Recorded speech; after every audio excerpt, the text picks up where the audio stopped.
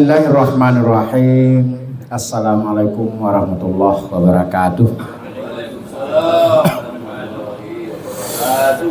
Alhamdulillahirabbil alamin wa bihi nasta'in ala umuri dunya waddin. Asyhadu an la ilaha illallah wahdahu la syarikalah wa asyhadu anna Muhammadan abduhu wa rasuluh la nabiyya ba'dah. Amma ba'du. Yang sama-sama kita hormati Bapak Pembina kita, Pak Zamhiri, Pak Haji Zamhiri. Yang saya hormati rekan-rekan pengurus YMBU, yang kami hormati Bapak-bapak dan Ibu pengurus masjid rahimakumullah. Pertama, kita berterima kasih kepada Allah karena kita diberi kepercayaan oleh Allah untuk mengurus rumahnya. Ini suatu penghargaan yang luar biasa yang mungkin tidak kita sadari itu, bahwa kita ini pengurus masjid sangat dihargai oleh Allah karena kita memang mengurus rumahnya. Rumahnya di bumi ini adalah masjid, jadi kita urus. Tentunya Allah sangat senang dengan kita, dan ini juga sebagai rahmat untuk kita karena ini akan menambah pundi-pundi pahala amal ibadah kita untuk kehidupan yang lebih abadi, yaitu di akhirat kemudian. Jadi ini kita bersyukur Pak, Bu, kita syukuri ini. Selawat dan salam kepada junjungan kita, junjungan alam semesta Nabi besar Muhammad Sallallahu Alaihi Wasallam.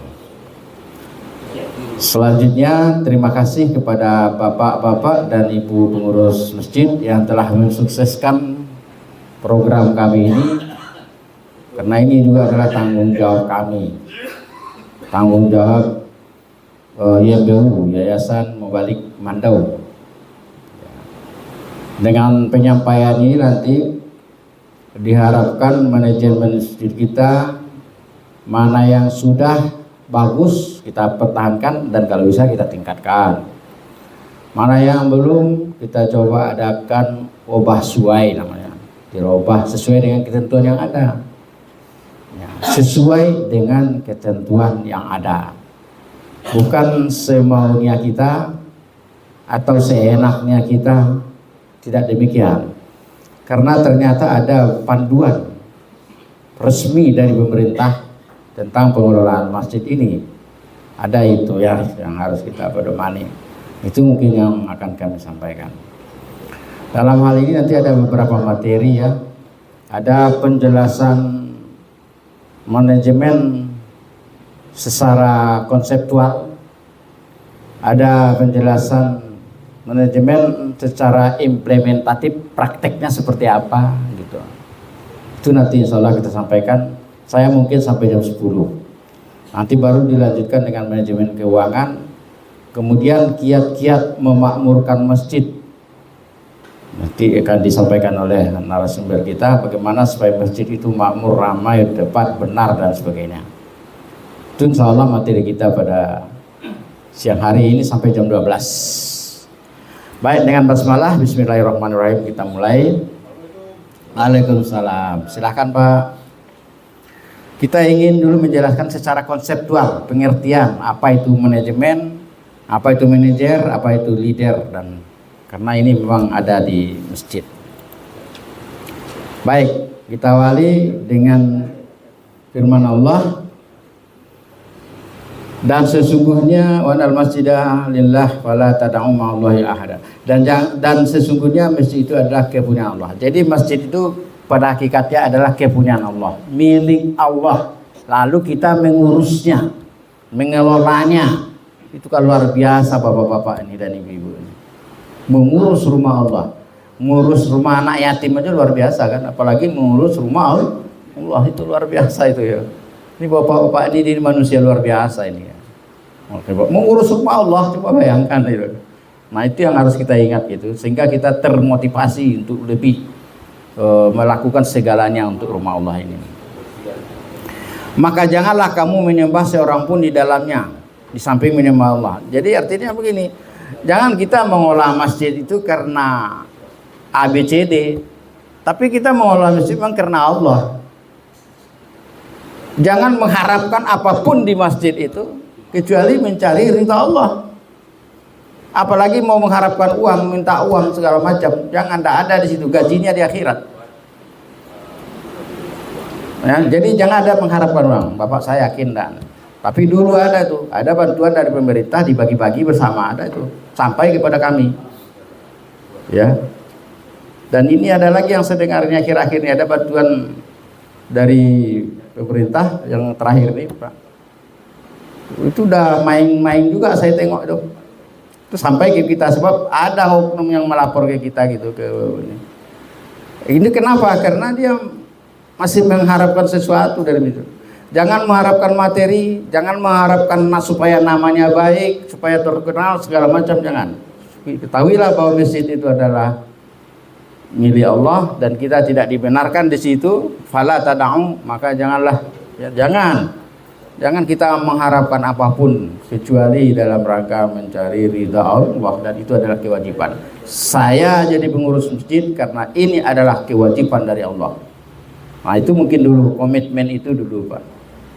Sehingga nanti kalau ada undangan pengurus, undangan dari dari ketua atau dari manapun untuk rapat, jangan yang datang itu hanya ketua atau bendahara atau sekretaris saja, enggak gitu. Semuanya harus datang. Itu pengalaman ya.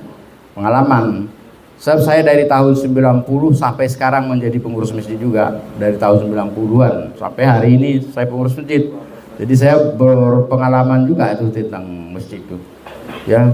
Termasuk di muamalah itu saya 10 tahun saya jadi ketua di sana.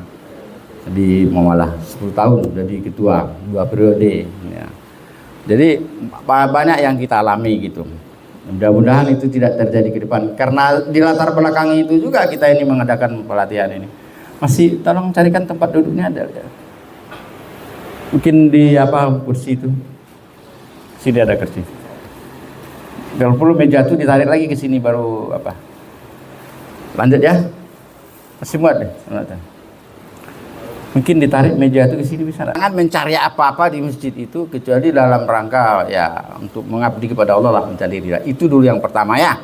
Ya, sebab innamal a'malu niat kan gitu, tergantung niat. Kita hanya mendapatkan sesuai dengan apa yang kita niatkan. Kalau niat kita mencari popularitas lah, populer lah kita. Kita tidak mendapatkan apa-apa di akhirat nanti kan gitu. Ini satu ya. Mungkin timbul pertanyaan, mengapa diklat masjid? Mengapa harus diadakan ini kan begitu ya? Tentu ada latar belakangnya ya, ada latar belakangnya. Kita yakin bahwa bapak-bapak, ibu-ibu udah hebat mungkin manajemen ini. Tapi sehebat apapun kita kan harus utubul ilma minal mahdi ilan lahdi kan begitu ya. Jadi jangan mengatakan kita udah cukup. Ya. Sama saya sekarang ini walaupun sudah belajarnya berapa puluh tahun, saya sebenarnya tidak berhenti, saya kuliah kepanjangan, belajar juga terus gitu, belajar terus. Jadi mengapa diklat masjid? Ya itulah dia, nanti kita mungkin ada inovasi dan sebagainya gitu. Nanti kita adakan juga diskusi, mungkin ada pengalaman rekan-rekan begini, bagaimana ini sana. Nanti kita buka nanti ruang itu. Jadi mengapa ini? Pertama yang perlu diingat bahwa sebenarnya pengurus masjid itu punya kriteria tertentu menurut standar pembinaan masjid Direktur Jenderal Bimbingan Masyarakat Islam. Ada standar pengurus masjid. Siapa yang boleh jadi pengurus masjid itu sebenarnya ada standarnya. Tapi tidak bisa kita penuhi standar ini. Sebab tak banyak orang yang berminat jadi pengurus masjid. Kalau kita penuhi standarnya, nanti nggak jadi masjid itu terus, ya gitu ya. Tapi walaupun demikian sekedar pengetahuan aja. Mana tahu nanti kalau selagi ada kita ikuti standar. Kalau nggak ada, ya siapa yang mau aja gitu, ya kan? Siapa yang mau masuk surga silahkan, gitu aja. Jadi mengapa harus ada? Supaya kita tahu sebenarnya standar pengurus masjid itu seperti apa menurut aturan yang sudah berlaku ya. Ini aturan resmi bukan aturan saya gitu ya. Ini bisa di-download ini nanti ya di standar manajemen masjid Direktur di Bahu bisa keluar itu nanti. Sebenarnya pengurus masjid harus punya itu. Nanti tolonglah nanti di siapa. Tapi mungkin ada juga nanti kita kasih melalui flash disk. Nah, jadi tahu kita sebenarnya pengurus masjid itu seperti apa gitu. Kalau sekarang ini masih banyak alami aja gitu, alami aja. Yang pertama, pengurus masjid itu paling tidak agak satu orang jadilah mengetahui, ada pengetahuan agamanya, supaya jangan sembarangan mengatur masjid itu, disesuaikanlah dengan agama gitu. Kalau dulu semasa saya dulu semasa tahun 90 yang jadi pengurus masjid itu yang gadang pangkal lengan istilahnya. Dulu. Tahu maksud gadang pangkal lengan tuh? Agak bagak nih kita diangkatlah jadi pengurusnya. Agak muridnya agak babisos kita, barulah diangkat jadi pengurus. Garis gitu baru diangkat pengurus. Itu dulu. Kalau sekarang mungkin sama aja nak. Nggak tahu juga lah ya. Jadi tidak, kalau menurut apa ini standarnya itu harus mempunyai pengetahuan agama lah. Jadi nanti masjid itu diatur sesuai dengan pengetahuan agama itu. Ya, misalnya ya dia mengatur di masjid itu selain dari pembangunan adalah menggalakkan masalah pendidikan, masalah ceramah-ceramah. Itu harus nomor 1. Sebab di mata Allah ilmu itu yang pertama kan. Jadi itu yang utama. Apalagi pahala yang terbanyak diperoleh seseorang setelah sholat itu adalah mendengarkan ceramah. Setiap orang yang datang ke masjid mendengarkan ceramah, seluruh makhluk Allah yang ada di langit, di bumi bermohon kepada Allah, ya Allah ampuni dosa rekan-rekan itu atau orang-orang yang sedang mendengar ceramah. Jadi semakin ramai orang mesti semakin banyak yang berpahala. Jadi itu harus diutamakan. Nah itu kan yang harus orang pengetahuan agama. Kemudian lagi sekarang, ini kalau boleh dirubah lah.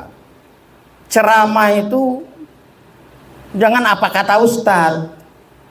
Datang Ustadz A itu juga dibaca. Datang Ustadz B itu juga dibaca. Datang Ustadz C itu juga dibaca. Kapan berilmunya?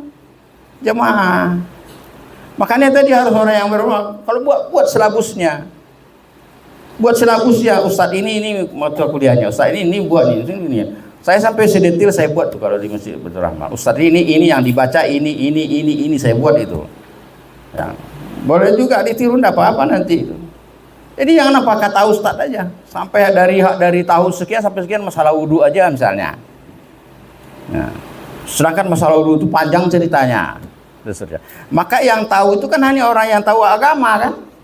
Makanya paling tidak salah satu orang ada dia tanya, misalnya seksi pendidikannya gitu kan, tahu dia. Jadi mulai ke depan ini saya berharap gitu ya, pakai silabus lah. Sekolah kan pakai silabus. Itu Pak Martius tahu dia itu nanti, Pak Gusti yang guru-guru tahu dia tuh. Semua. Jadi masuk satu ini baca.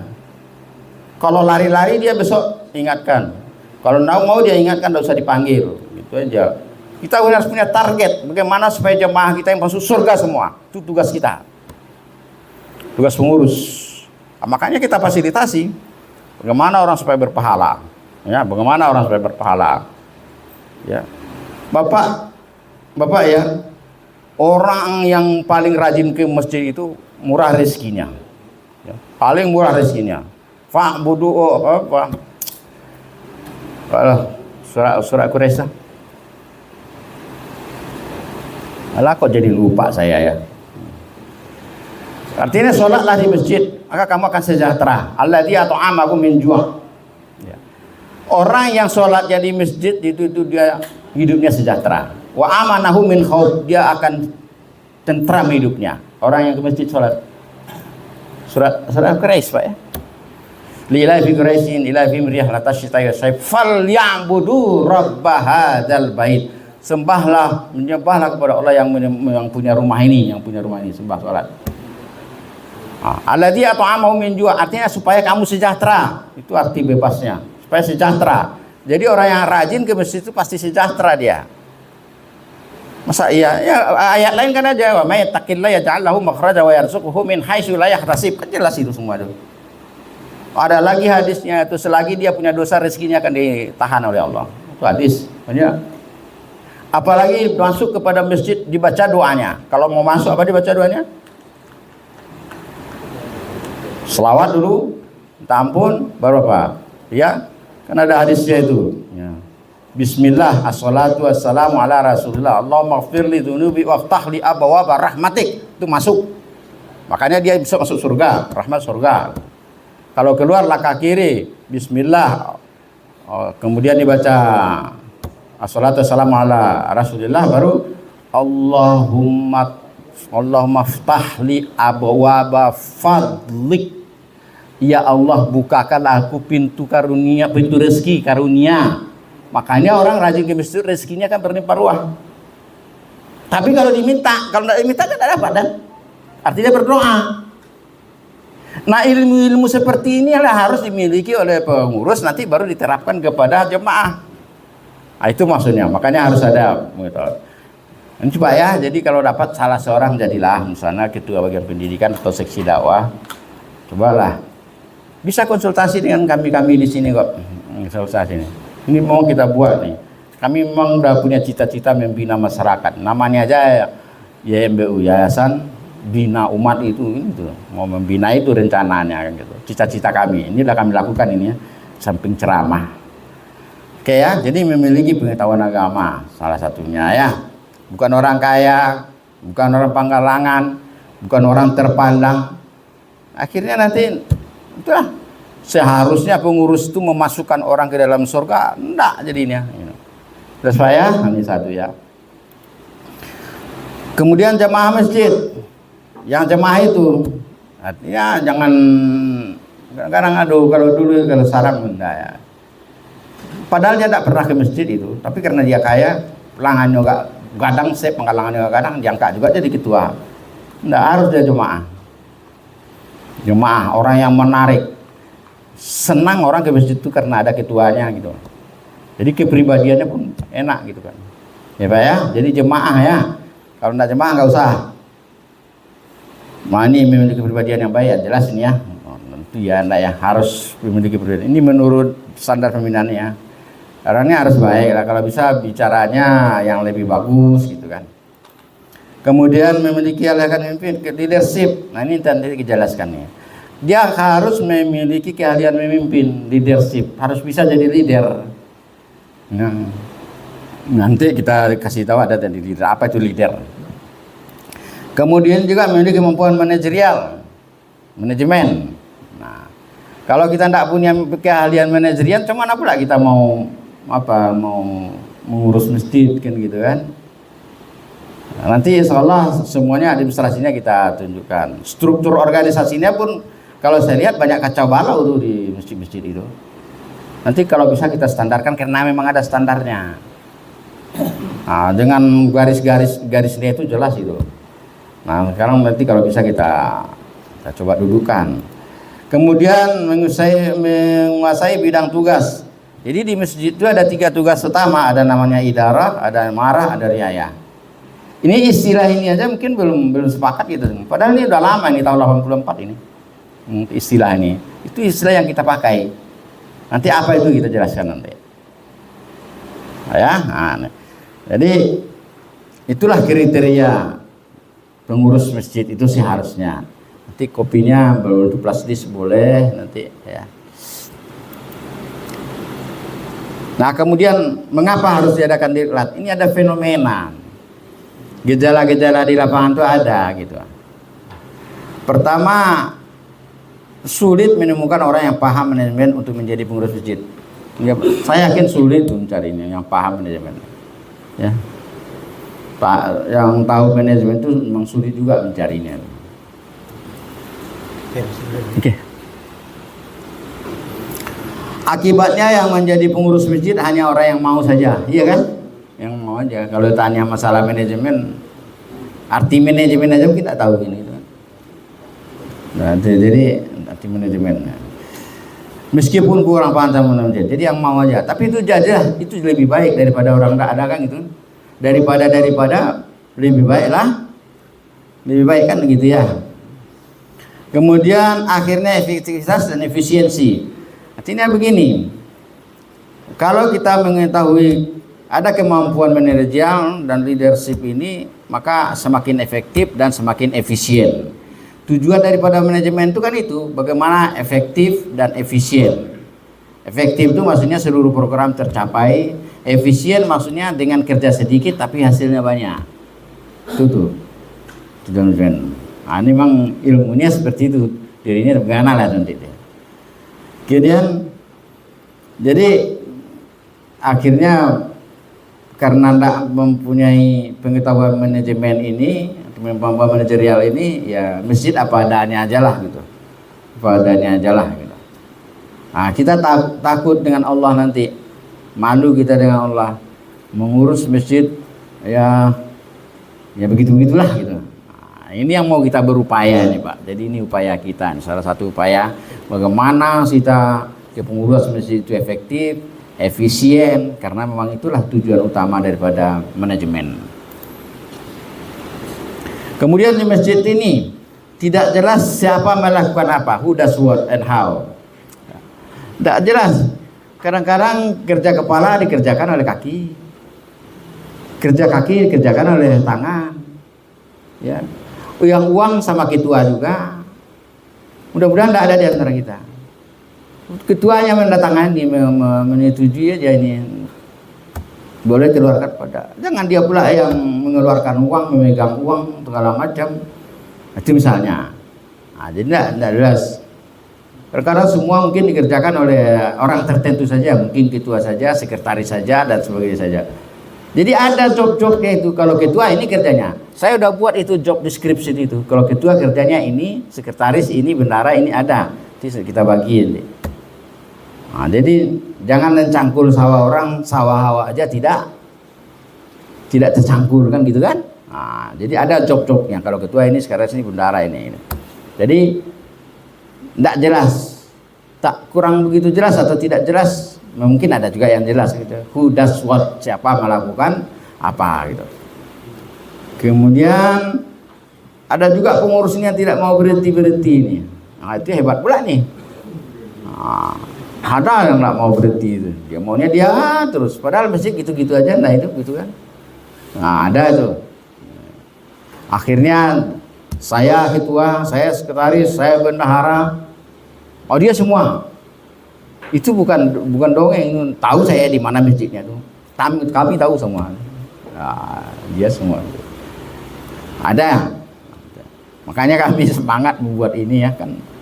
Semangat kami buat. Ada pengurus yang ada lagi nih ya. Ada pengurus jika berhenti tidak mau datang lagi ke masjid atau musala. Ada enggak nih? Di sana, di alam barzah sana. Kalau di sini gitu. Kalau enggak pengurusnya enggak datang ke masjid lagi. Ada, itu fenomena gitu. Jadi udah salah kita kan. Ini yang mau kita luruskan ya. Banyak lagi fenomena-fenomena lainnya itu yang tak mungkin. Jadi dilatar belakangi oleh fenomena dan kriteria tadi, kami merasa berkewajiban melaksanakan diklat pendidikan dan latihan. Jadi nanti karena ini namanya pendidikannya sekarang ini, ya pendidikan. Nanti latihannya, misalnya kami buat format struktur organisasi. Coba Bapak Ibu sesuaikan nanti dengan format yang ada. Nah, itu harapannya seperti itu. Bahkan harapan kami besok dengan Pak Kua, kami adakan penilaian manajemen masjid. Kita umumkan. Nanti ingat nih Pak Busra ya. Kita buat nanti itu. Kalau perlu kita kasih penghargaan gitu kan. Walaupun penghargaan itu tidak perlu, mungkin bagus kita daripada Allah lagi daripada penghargaan dari Pak Kua gitu kan. Tapi ini penting kan, memotivasi. Ya motivasi Allah. Sedangkan Allah aja kan famay ya'mal misqala dzarratin khairan yara. Sedikit orang berbuat baik kan dikasih oleh Allah. Kita kasih penghargaan besok. Ini nanti Pak Busra kira-kira ada siap 50% atau yang sudah ini kita lihat. Tapi paling tidak mungkin 5 tahun baru bisa ya. Sebab tentunya perubahannya nanti 5 tahun.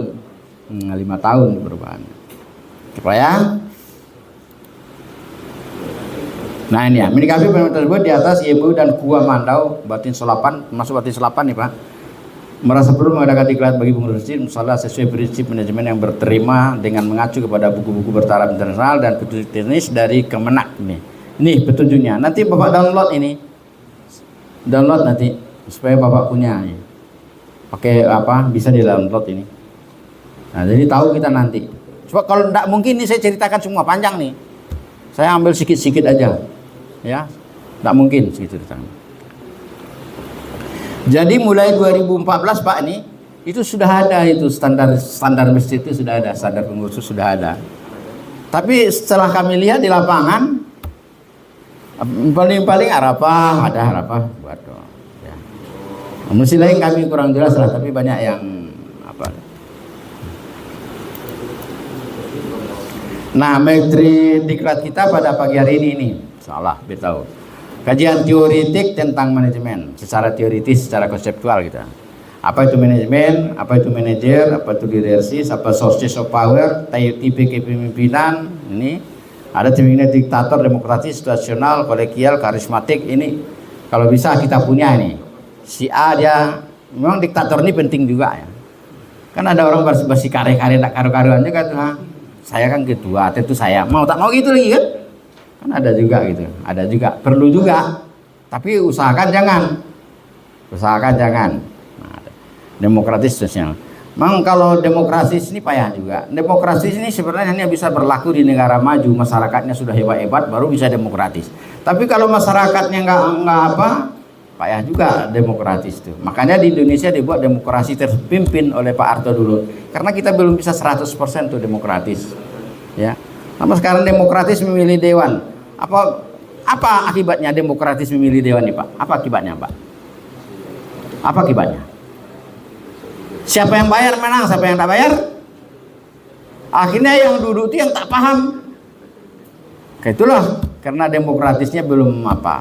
Walaupun ada juga yang benar-benar hebat ya. Nah itu kita tidak pungkiri juga ya. Tidak pungkiri juga. Kemudian standar pembinaan, ini materi kita nanti ya, standar materi yang kedua, standar pembinaan masjid oleh Direktur Jenderal Pembinaan Masyarakat Islam. Bagannya kita buat nanti, bagan struktur organisasi seperti apa, kemudian rincian tugasnya apa, membuat program kerja seperti apa. Nah ini insya Allah mana yang sempat aja lah nanti ini. Saya hanya sampai jam 10. Nah, sampai jam 10 nanti banyak lagi. Kita mulai dari manajemen, manajer, leader, ya, dan seterusnya ya. Jadi manajemen ini tidak bahasa Indonesia tapi berasal dari bahasa Inggris nih. Manajemen berasal dari kata to manage atau mengatur. Jadi manajemen itu mengatur, pengaturan gitu. Manajemen. Jadi mengatur segala sesuatu. Apanya yang diatur? Man, orang-orangnya, who does work, itu yang kita atur, man. Kemudian money-nya, uangnya. Kalau uangnya bisa kita atur dengan baik, orang percaya dengan kita. Kalau percaya dengan kita, uang banyak. Tapi kalau nampak uang banyak terkumpul, tapi tidak ada kekuatan, nah mampus lah kita itu kan gitu kan. Jadi yang diatur tuh money, method atau metode.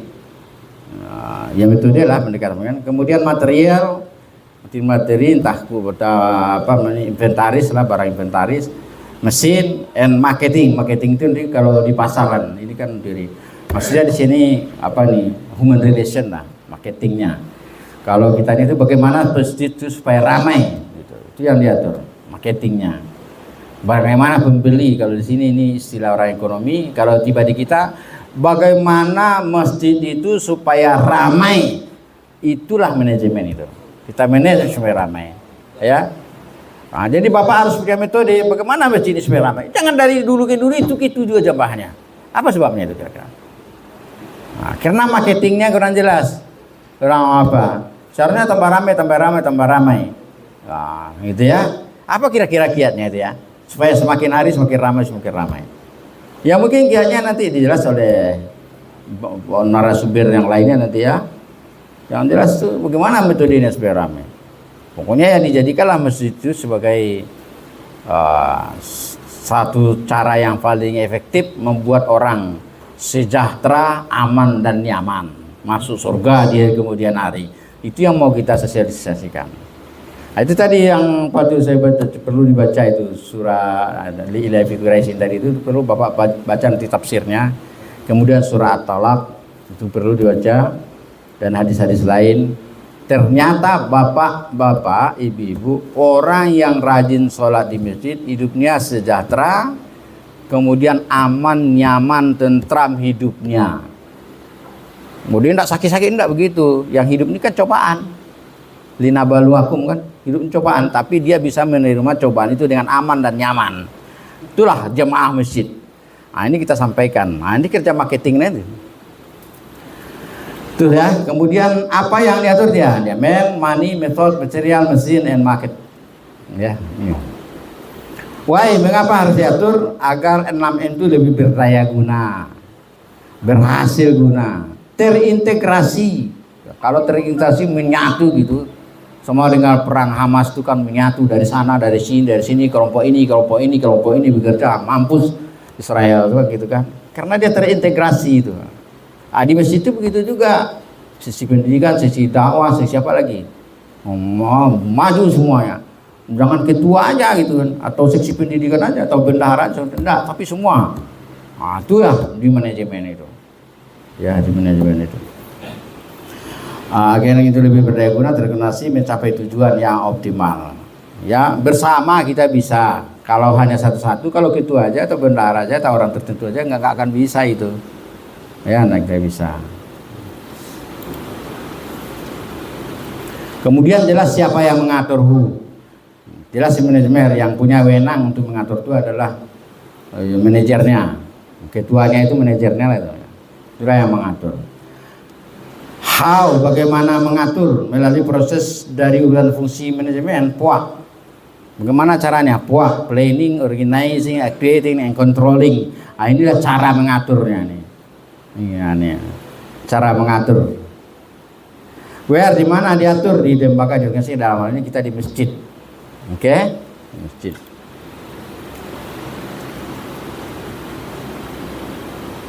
Beberapa pendapat mengenai manajemen antara lain teori manajemen mencapai tujuan yang telah ditetapkan melalui kegiatan orang lain. Jadi bagaimana tujuan yang setelah kita rumuskan itu tercapai itu melalui orang lain, bukan melalui diri kita sendiri, sebab kita hanya manajer. Nah, jadi sebenarnya manajemen itu juga adalah menggunakan orang lain untuk mencapai tujuan. Kalau mampu kita menggunakan orang lain mencapai tujuan, berarti hebatlah manajemennya itu. Kalau kita sendiri kan tidak kuat itu melaksanakan itu semua, tidak kuat. Kemudian menurut Hall Control dan C. Daniel, manajemen adalah menyelesaikan pekerjaan melalui menyelesaikan pekerjaan melalui orang lain. Jadi bukan kita, misalnya ketua ya, itu ya cukup, tolong ini ya Pak Keuangan, masalah uang kita ini, tolong ini. Jangan pula ketua megang uang, jangan pula ketua pula membersihkan WC, kan gitu kan. Jadi ketuanya konseptor dia, konseptor ini tolong ini ya, tolong job, dibagi kerja tuh, tertulis. Jadi kalau saya tertulis, saya buat, saya bukukan itu, nanti dibagi kepada pengurus. Sedangkan begitu sudah susah juga, apalagi enggak gitu kan. Akhirnya nanti masjid itu diurus oleh orang-orang tertentu saja gitu.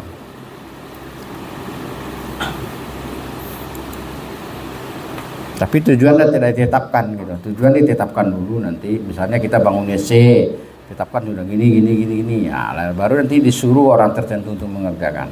Jadi tujuan itu planning, namanya planning, kita susun dulu. Setelah terbentuk pengurus, coba buat program. Ada enggak program? Kalau dulu namanya Revelita ya, sekarang tidak ada lagi Revelita di Indonesia ya. Program Takana aja lagi kan. Kalau dulu emang enggak apa, tahu sekian nih, yang kedua ini. Kalau bisa di masjid buat gitu kan bagus. Jadi tidak ada orang berkelahi-kelahi lagi nanti di situ, karena sudah ada, ini kan ada program. Udah program. Kita rapatkan urutan sendiri. Makanya perlu ada natulen rapat. Natulen rapat itu wajib ada Pak ya. Kalau enggak bercakap kepanjangan nanti pengurus. Ini natulen rapat kita tanggal sekian, bahwa masjid ini WC begini. Ya, ini yang kita laksanakan ini. Jangan nanti kan enggak bawa anak musyawarah. Kalau bawa musyawarah kepanjangan dia jemaah tuh bila pengurus ke bekerja lagi. Kan udah ada pengurus. Pengurus sudah yang melaksanakan. Maka nanti setelah rapat pengurus buat program diselesaikan kepada jemaah, kami gini. Ada yang komen silahkan, maka kira-kira gitu. Nanti kita pengurus tinggal melaksanakan aja lagi. Jadi kalau ada orang ribut lagi kepanjangan, banyak di masjid ribut aja tuh. Ya kira manajemen tadi itu. Ya banyak tuh. ribut-ribut terus. Nggak usah Bapak, sama di tempat saya juga ada. Karena kadang-kadang kita harus agak tegas juga. Harus tegas. Nah ini dia, manajemen adalah proses mencapai tujuan melalui kegiatan-kegiatan dan kerjasama dengan orang lain. Jadi fungsi manajemen ini dia, kalau panjangnya ya, nih. Jadi ini yang kita kerjakan Pak, buat perencanaan. Sekarang ada enggak perencanaan Bapak? Buat, kalau belum ada buat. Tahun sekian nih, tahun ini buat semuanya, tinggal jalan. Jadi rapatnya pun mungkin cukup sekali 3 bulan aja, atau sekali 6 bulan. Jangan nanti buat pintu WC rapat, buat apa lagi ya, gudang rapat, payah kali rapat enak, tapi kan nanti tidak efektif, tidak efisien gitu. Nah, gitu. Jadi organisasi mengelompokkan siapa ketua kendaraan, staffing sama-sama, directing, dibimbing. Manajer itu tugasnya membimbing, dibimbing seperti ini. Nah, jadi itu kerja ketua itu dibimbing, ada directing dan dibiarkan aja. Gitu. Coordinating di kerjasama, reporting ada pelaporan. Kalau kita kan setiap hari Jumat dilaporkan ya, mau masuk siang, keluar sekian, ini sekian dan seterusnya. Kemudian baru budgeting, dibuat anggaran apa itu ya, pokoknya masalah keuangan dibuat, uang masuk direncanakan sekian, keluar sekian, sumber uang sekian, udah ditentukan di awal. Tapi adakah itu di masjid? Wallahu a'lam ya, wallahu a'lam. Tapi tadi karena kita sudah tahu bahwa kita mengurus rumah Allah, ke depan mungkin haruslah kita buat lagi. Berat kali ya, iyalah gajinya kan besar, surga, ya kan? Gajinya besar loh surga. Oh ini panjang, mungkin tidak bisa saya uraikan ini semuanya nih. Potong-potong aja ini ya. Nanti dikasih pakai plastik seperti biasa Pak Besra ya. Pengorganisasian ini, organizing, yaitu menentukan segala sumber daya yang ada dengan kegiatan dibutuhkan untuk mencapai tujuan. Semuanya diorganisir. Bisa dibaca Pak ya. Personalia ini ya, the right man on the right place tuh, itu penting ya, personalia staffing ini. The right man on the right place. Tuduhkan seseorang itu sesuai keahliannya. Ada dia masalah pendidikan, mungkin di pendidikan. Jangan pokoknya asal tujuk gitu kan, jangan asal tujuk. Cemana lah sekarang ini ya, yang mau jadi pengurus masjid itu payah kan gitu kan. Memang ya saya merasakan itu. Yang mau merasakan, yang mau pengurus itu payah.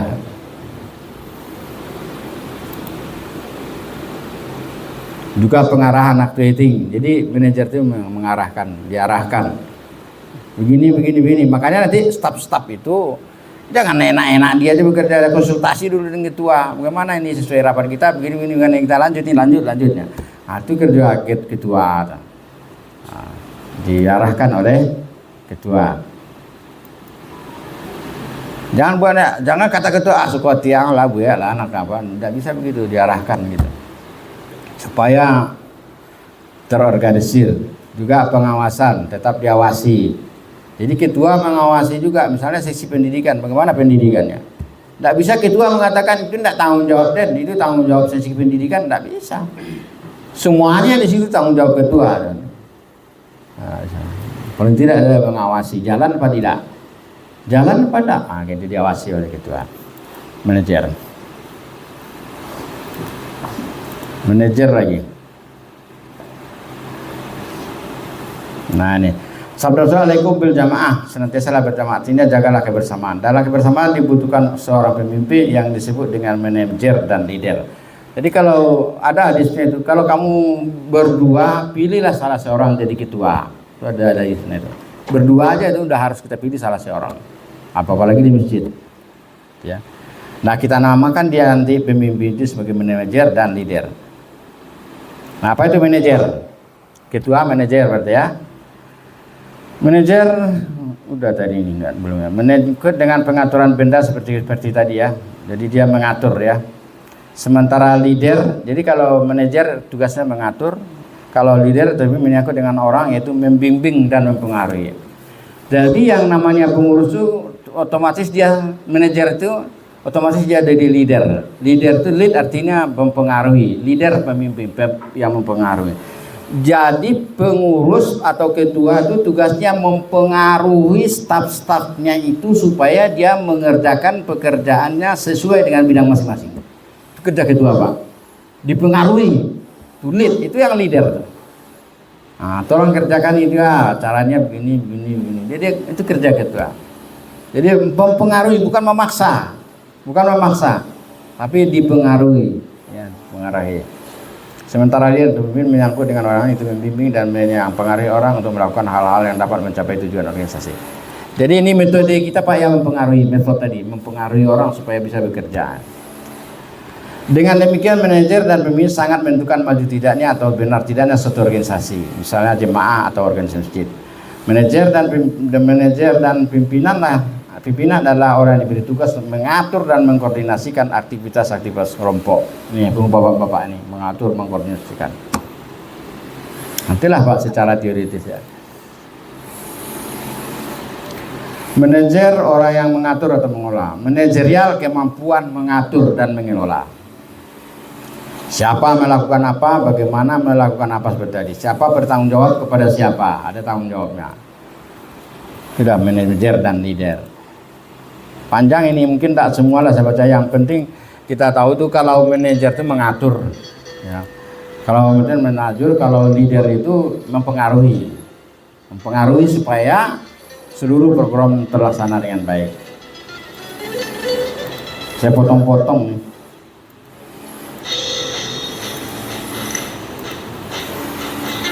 Lah nih, supaya kita bisa melihat, memimpin, melakukan pelajaran, kita harus punya sources atau sumber kekuatan, sources of power. Kalau tidak ada sumber kekuatan, kita tidak bisa memimpin. Jadi kita harus ada sumber kekuatan. Apa sumbernya? Ini dia. Yang dibutuhkan oleh seorang pemimpin, bapak-bapak ini yang bapak butuhkan adalah ini, expert. Harus punya keahlian. Jadi pengurus masjid itu pemimpin kan, sebagai leader dia harus mempunyai keahlian yang lebih dari orang lain. Harus orang yang punya keahlian, itu yang diangkat jadi manajer dan leader ini. Itu sources yang pertama, expert, punya keahlian, ya. Informasi, dia punya informasi yang banyak, punya informasi tentang ABCD dia punya. Itu seharusnya jadi yang orang manajer atau leader itu harus punya informasi. Kemudian punya referensi, dia punya referensi, mungkin pengalamannya, mungkin buku. Dia referensinya orang berpengalaman. Itu yang diangkat jadi pengurus masjid itu. Kemudian baru nanti legitimate itu SK itu lah tuh. Kalau tidak dikasih SK tentu orang tidak mau gitu kan. Jadi itu. Kemudian reward, penghargaan. Kemudian koneksi, silaturahim. Silaturahim. Banyak koneksinya, itulah yang diangkat jadi pengurusnya. Banyak kawan-kawan. Soalnya nanti dia mempengaruhi gitu kan. Terakhir ini perlu juga memang korsif sama paksaan, harus dipaksa, mau tak mau dipaksa. Wah, enggak lah diangkat jadi pengurus, kan bertanggung jawab lah. Mungkin gitu terakhir itu. Allah kan juga gitu memaksa, kalau tidak mau tuh ya fa asabahum sayatu maka sabun. Pasti dikasih musibah dia nanti kalau kurang ajar orang awak-awak ini, Pak, nanti pasti ada apa musibah. Pasti. Kecuali dia baca istighfar. Nah, kecuali dia baca istighfar. Jadi Allah tuh punya korsif juga, dipaksa. Hari kita mau tak mau kan ini harus jalan ke pengurusan nih. Ada dia sisi pendidikan, tak berbuat apa-apa. Sudah dipengaruhi, sudah begini, tidak mau juga, mau tak mau dipaksa. Anak mau dipaksa ganti lagi. Yang payahnya kalau di masjid, kalau ganti alhamdulillah. Mau apa kita? Memang ketua masjid itu memang diri juga ya. Diri.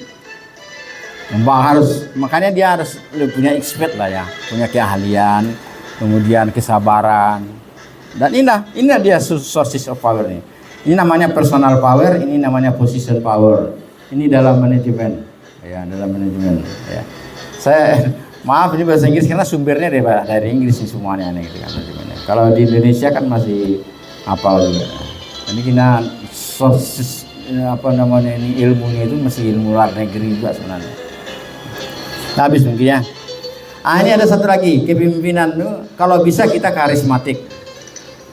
Apa itu karismatik? Berasal dari katanya ini yang artinya karena diinspirasi oleh Allah seperti mampu untuk melakukan mukjizat, memprediksi peristiwa-peristiwa yang datang. Ini dia. Kalau orang karismatik itu orang tahu salut dia dengan dia. Tahu salut seperti Nabi Muhammad itu kan karismatik itu. Dari Allah datangnya dia kepemimpinannya. Bisa enggak kita ini dapat tuh? Bisa. Kalau kita benar-benar mau mengurus itu bisa dapat tuh. Kita dengan contoh teladan, nanti otomatis karismatik kita naik gitu. Jadi dia ketua enggak pernah ke masjid. Mana dapat karismatiknya? Kan gitu kan? Kemudian cara bicaranya pun macam-macam. Ada di sini ketua ada yang mengatur suka tidak? Kenapa ya? Tidak akan dapat karismatik lagi itu. Karismatik itu ada orang tahu salut dia dengan dia gitu. Sehingga orang unggil aja dia oke aja udahlah kalau ketua ngomong udahlah. Itu yang mau Bapak capai. Itu dimulai nanti dengan sikap, ilmu, isbat tadi kan. Kemudian Rasulullah itu berhasil kan karena uswatun hasanah, contoh teladan. Nabi Muhammad ada sholat enggak di rumah? Sholat wajib. Nah, maka pengurus nanti tidak di rumah sholatnya di masjid. Bisa enggak? Kecuali kerja. Karena agama Islam itu fleksibel ya. Jadi ketua itu di masjid, seluruh pengurus di masjid, kok pengurusnya tetap sholat di rumahnya. Mana ada Rasulullah sholat di rumah? Enggak, dia di masjid itu. Enggak ada itu. Oh kalau gitu enggak bisa lah jadi pengurus masjid kalau di masjid tadi. Pak, orang yang mendapat naungan di hari kemudian itu rajulun kalbu, seorang laki-laki yang terpaut hatinya dengan masjid itu yang akan mendapat bantuan nanti di akhirat. Saya sudah coba kumpul itu, bapak-bapak harus tahu nanti orang ke masjid nih ya, orang yang terpaut hatinya ke masjid nih ya, itu orangnya nanti yang paling selamat dunia akhirat. Bahkan ada hadisnya kan, siapa yang engkau lihat pagi petang ke masjid, maka itulah sesungguhnya imannya yang benar. Selain dari itu imannya belum benar itu. Pada hadis itu. Nah, jadi mulailah dari sana nanti pengurus-pengurus yang namanya pengurus sholat di masjid kecuali kerja, kecuali capek badan, kecuali litak badan. Kalau litak badan kan makan dulu dia baru ke masjid ya. Enggak pula berat dong, enggak pula berat. Tapi kalau kita punya program, kita punya niat, ya kita punya niat misalnya, insya Allah seluruh apa itu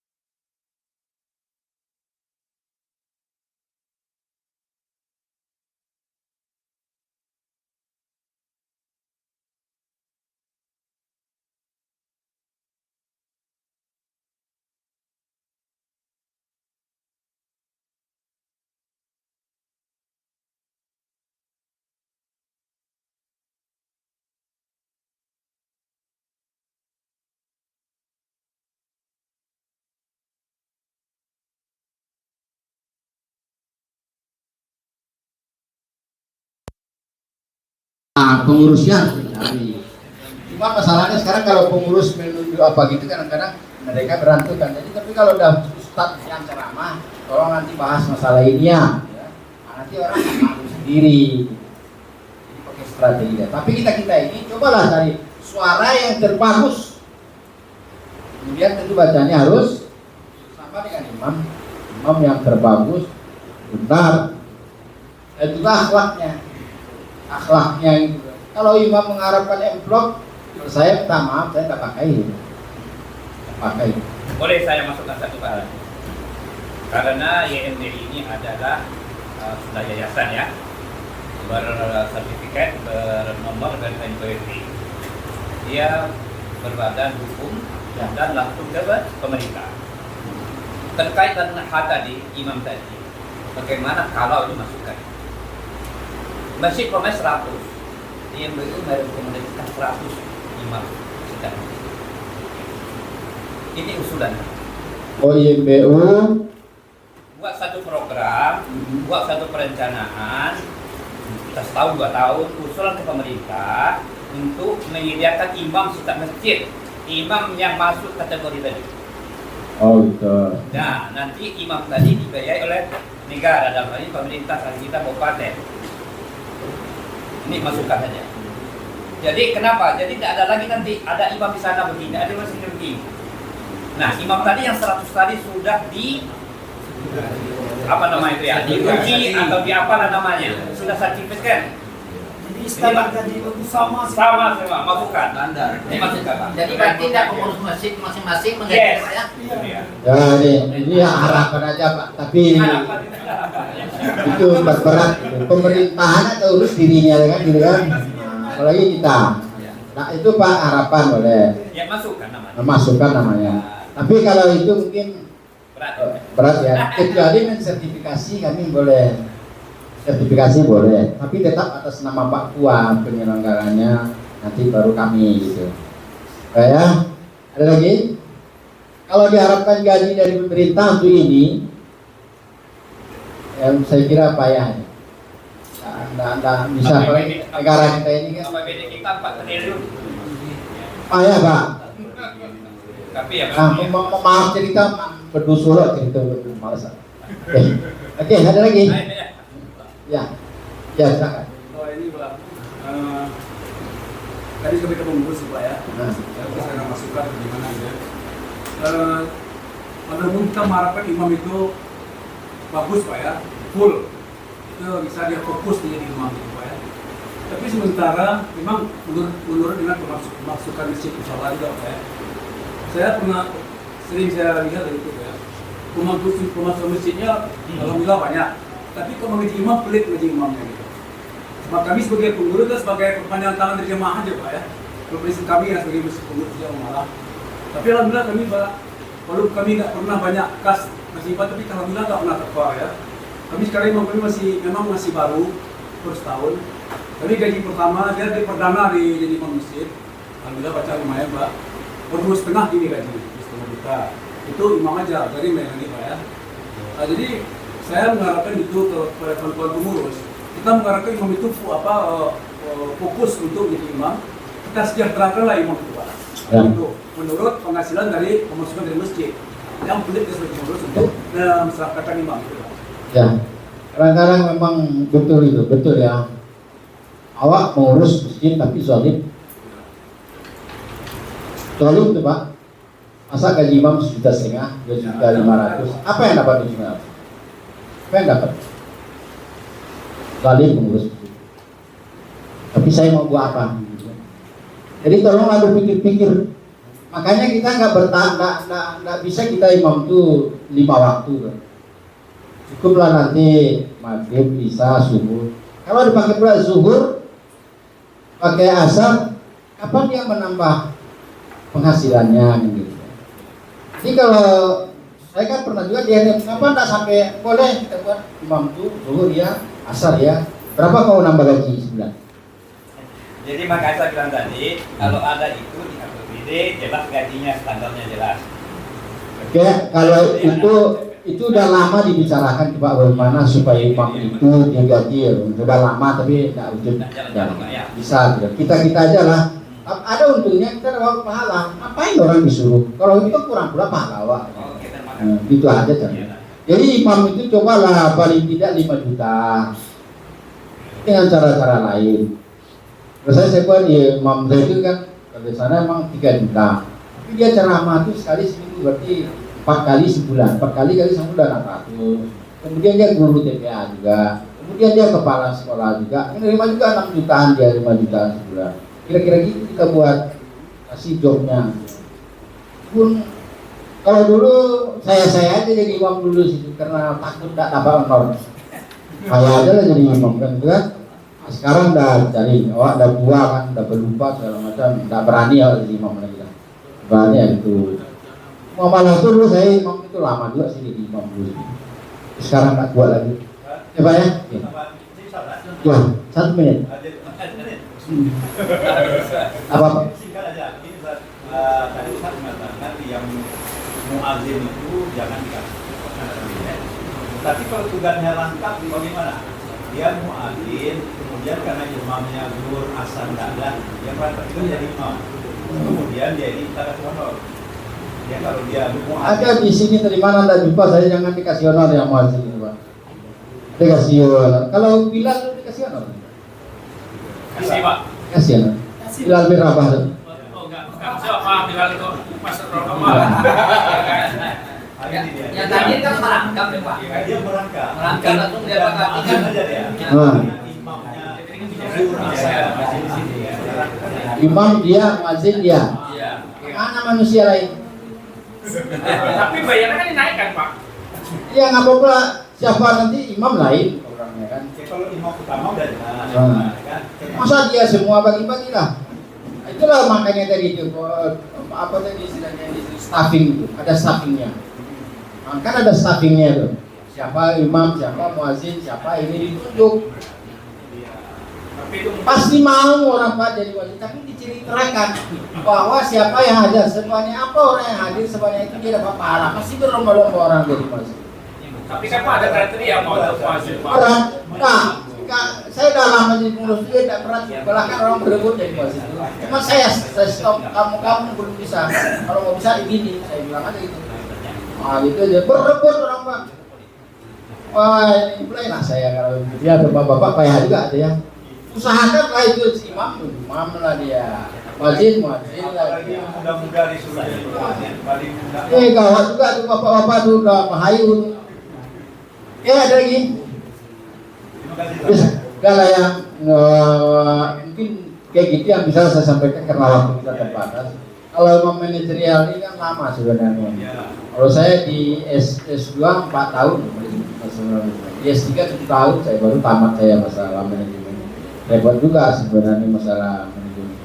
Cuma istilahnya manajemennya yang penting itu kan jelas tugas work aja. Nanti kalau perlu kumpul mau mengundang kami siap. Assalamualaikum warahmatullahi wabarakatuh.